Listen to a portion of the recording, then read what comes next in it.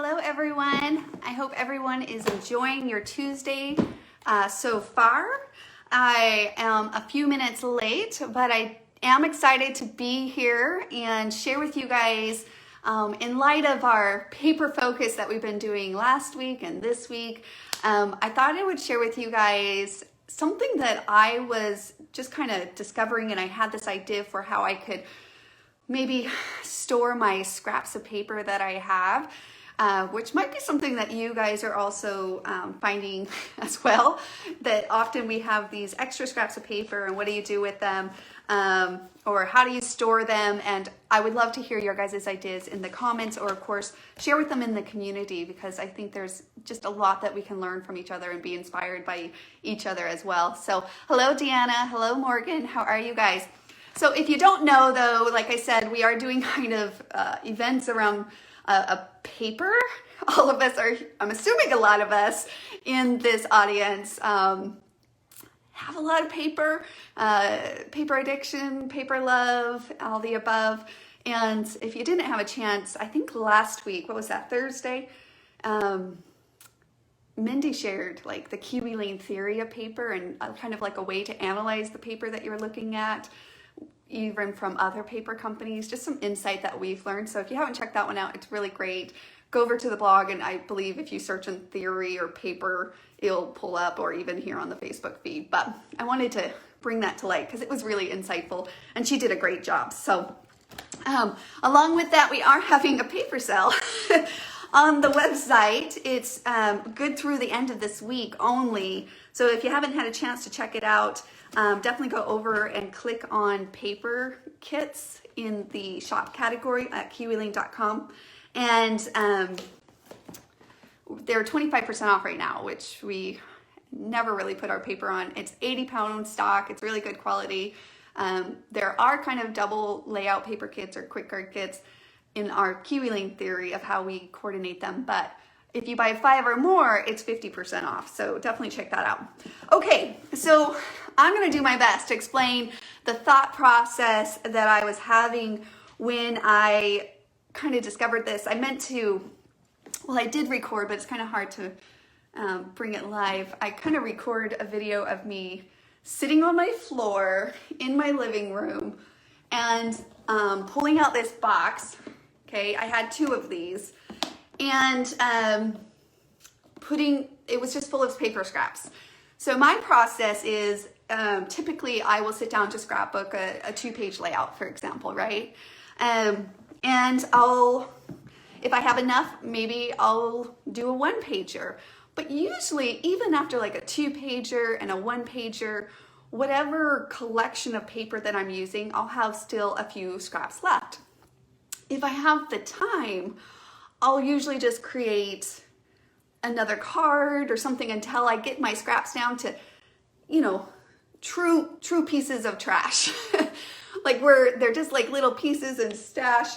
I am looking at a pile of scraps of paper that I have over there. Here, let me show it to you for whatever it's worth. Hold on. You know, like, yes, I have a stash of scraps that I haven't had a chance to clean up on my floor because I throw all my scraps, but like true scraps, right? Like this at this point, it's time to say goodbye. Like there's nothing you can do with that scraps.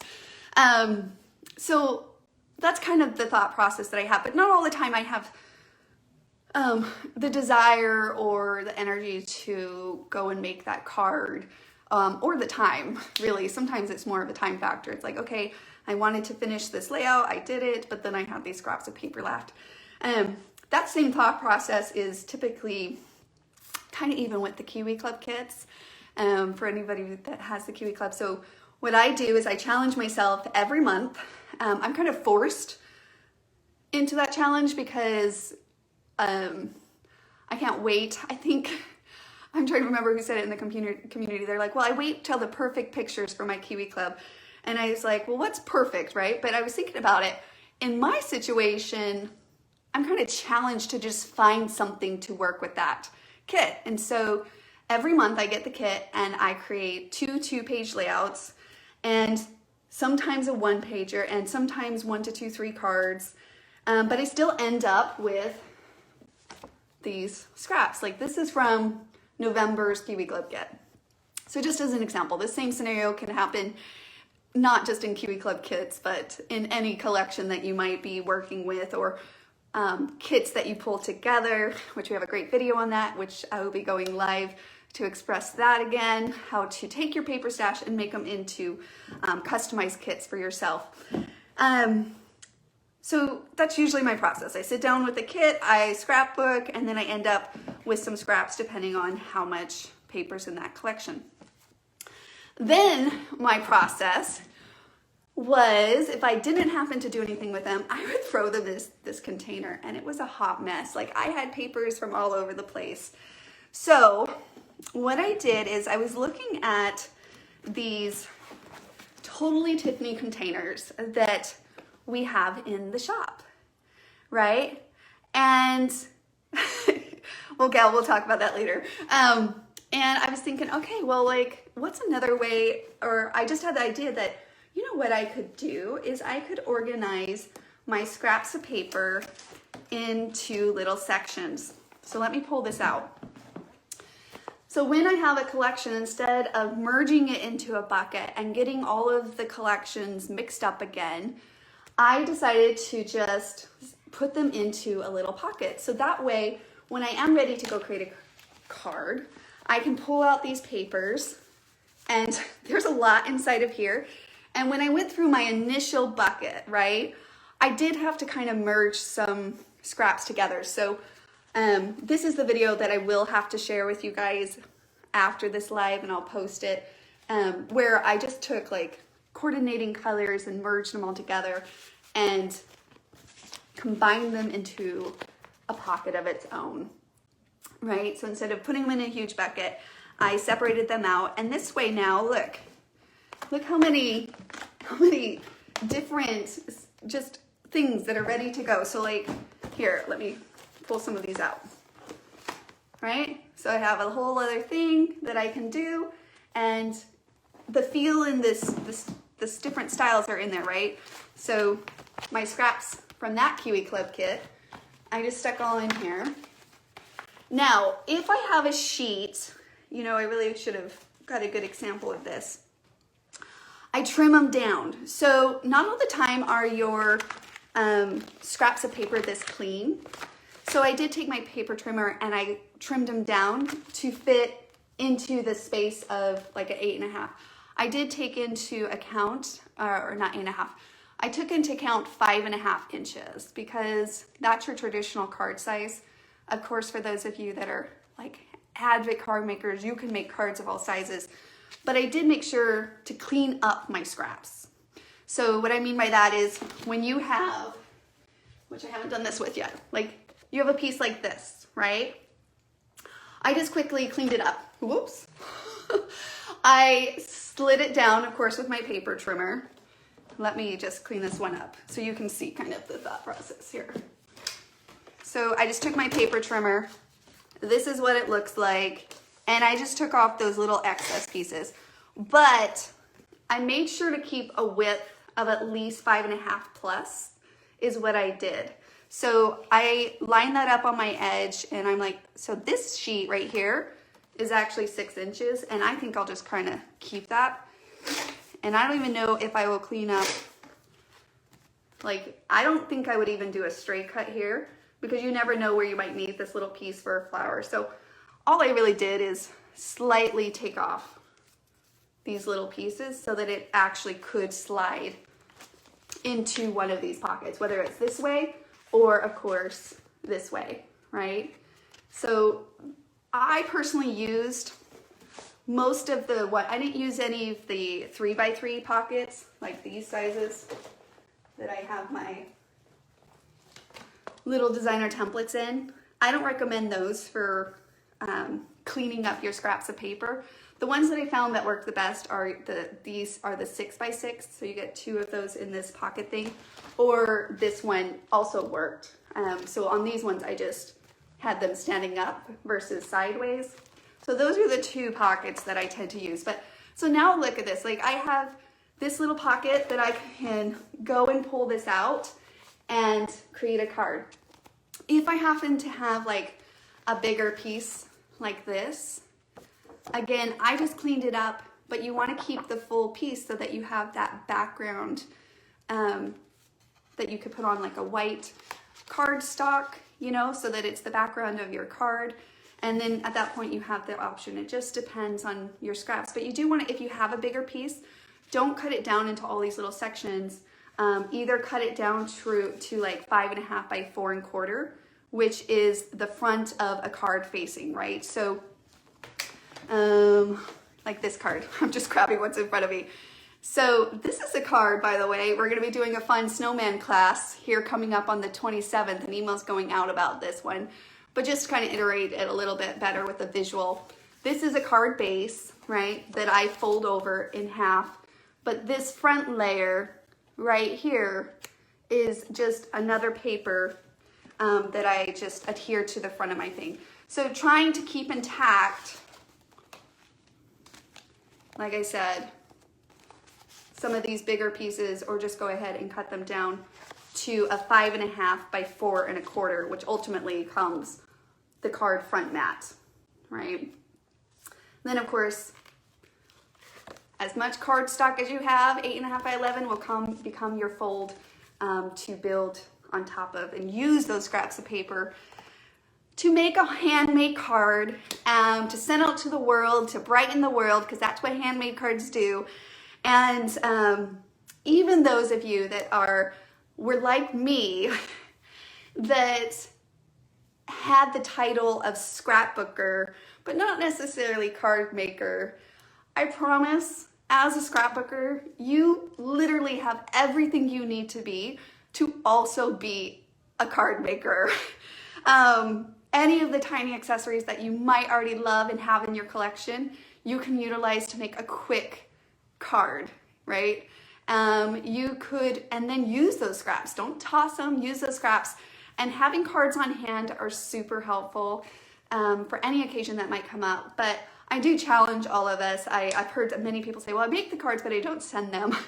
And I would challenge each of us to keep those handmade cards out where you can see them. I'm looking at my container, and I keep leaving you guys in the middle of a live. I know it's so inappropriate, but let me grab it really quickly so I can show you. Kind of what I have this on my shelf, and it's a work in progress, but I end up picking this thing up, and I keep all my handmade cards in there. I created just basic things for now until I have the time to vamp it and level it up. But I have this thank you section, I have a birthday section, and you know, my kids all know that they're allowed to come in and use cards too. If they have a friend they're thinking about, or they want to send a card to aunt or grandma, like, I always recommend that they come in. And then I have, oh, I think I took my stamp. I have the envelopes here in the back, and then I usually just keep a stamp up at the front, like a booklet of stamps.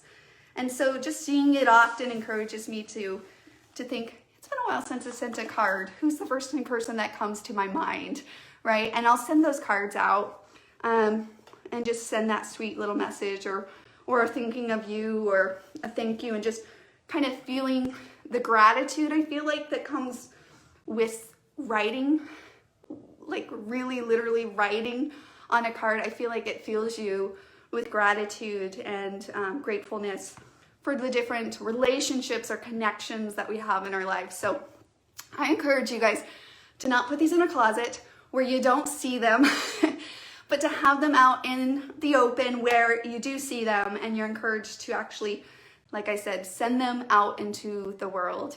Send them out to the world to do what a card does best, and that's of course to write in the world. And so that's kind of my thoughts that I have to share with you guys. Hopefully it makes sense, but that's kind of it in a nutshell. Like I said, my first step, my first process was to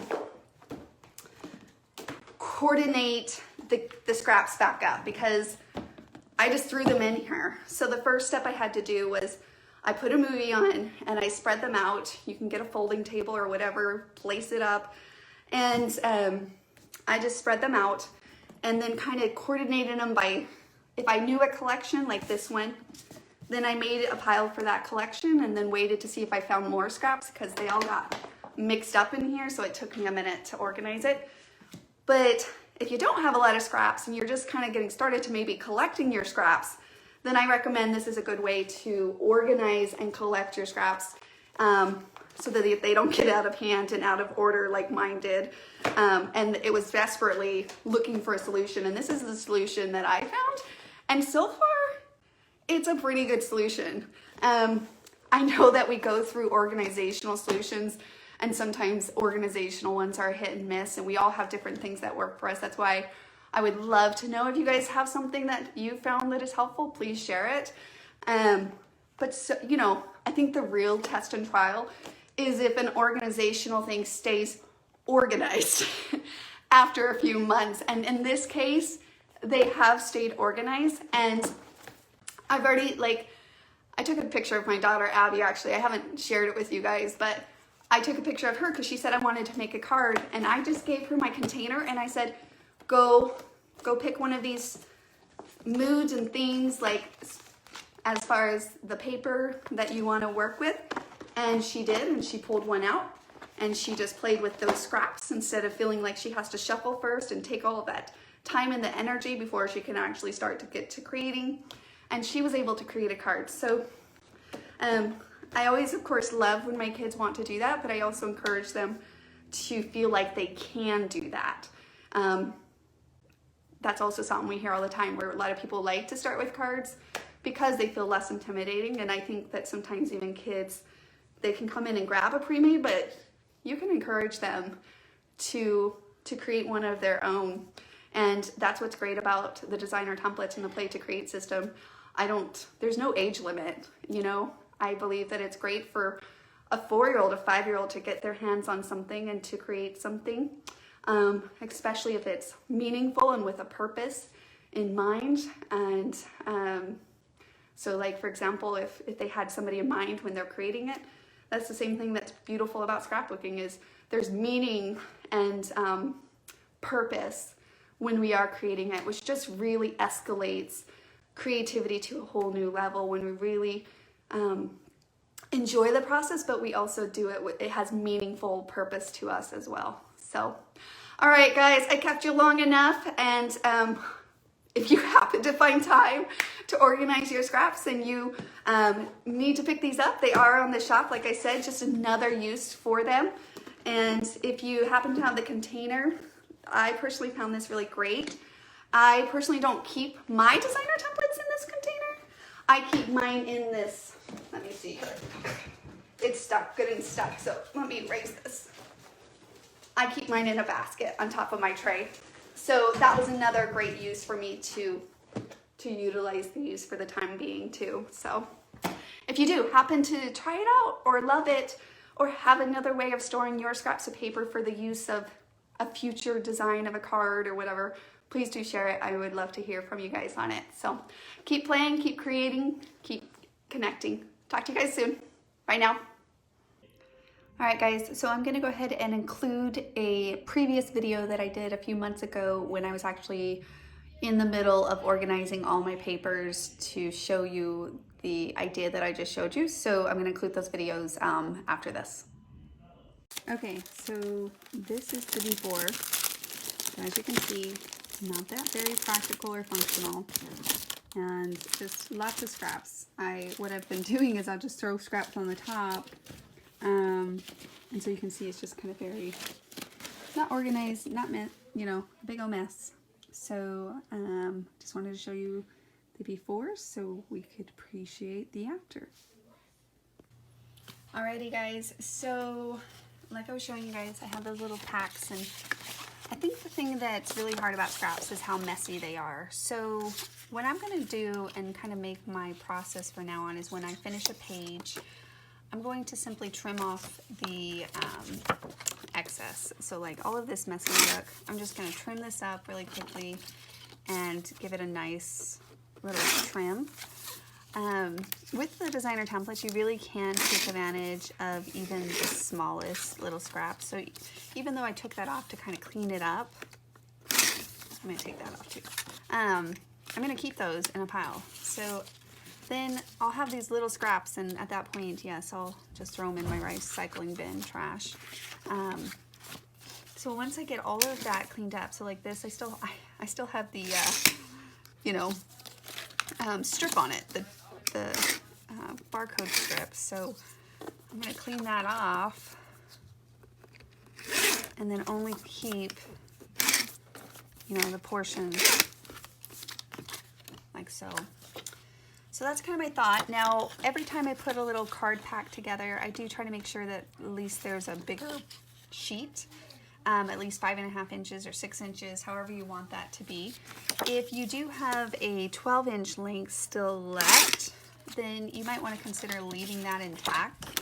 I'm just going to take that little trimming off. So little trims like that, I think, really make it feel a lot cleaner.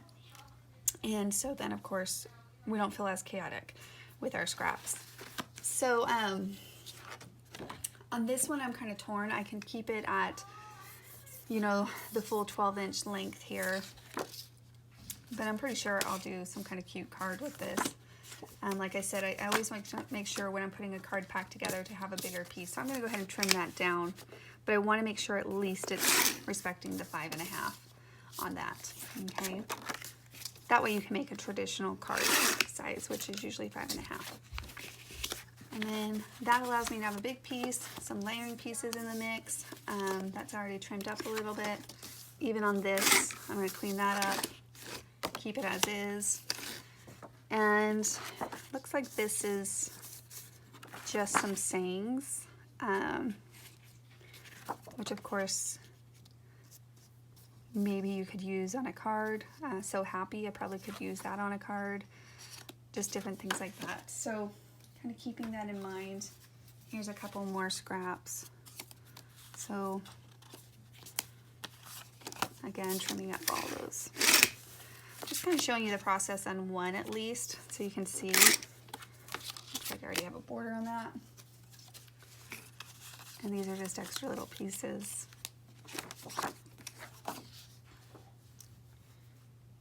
On this one, I might even just clean up, right? Just kind of maybe taking only the squares that I want. Well, the squares that are left, and cleaning that up like so. Then I'm going to simply just take one of my pockets and slide each of all of those into a pocket like that, and that way you'll secure it nice and tight and keep them all together, but it's clean. I think that's what bothered me with the other solution. The other solution was that it feels chaotic. I can't, like I said, shuffle through them. They're piled on top of each other, and that's always super hard. So again, my process is, when I get done with the kit, I'm just going to now make it, clean it up, and stick it into a little thing if I don't make a card right away. I tend to try to, but not all the time. So if I do have extras, then that's what I'm gonna start doing. Okay, don't mind the mess, but here's a look at this tray. I don't remember if I picked this up at like a Hobby Lobby or a yard sale or something, but it has these little sections, like these wood compartments, right? So it has a couple different sections. And so I just kind of filled it in. I tried the plastic bucket concept with the lid, but I just liked my ability to kind of thumb through them. So I have encouragement here, and I have some thank you sections here. I have some Christmas, I love yous, birthdays, relationships, autumn. So those are the ones that I tend to find that most of my cards could be broken down into. And so again, I just place them in here. And then depending on the person that I'm sending it to, I'll come in and see if there's one that reminds me of that person or has the mood or the feeling that I want to portray in my message. And like I said, I just pick up some stamps, and I try to have those on hand at the front, because I think that's the hardest part, is if you run out of stamps, then it makes the process a little bit more complicated to achieve. And so usually when I go to the grocery store, FYI, you can just, at checkout, you can buy a book of stamps. You don't have to go to the post office. Most grocery stores, I guess, can do that. You just at checkout say, hey, can I also buy a book of stamps? So I just add it to my grocery list every once in a while as I work my way through what I currently inventory have. So even though I send them out, I still have plenty of inventory to utilize in my handmade cards thus far. So, and a lot of scraps to make plenty more where that came from.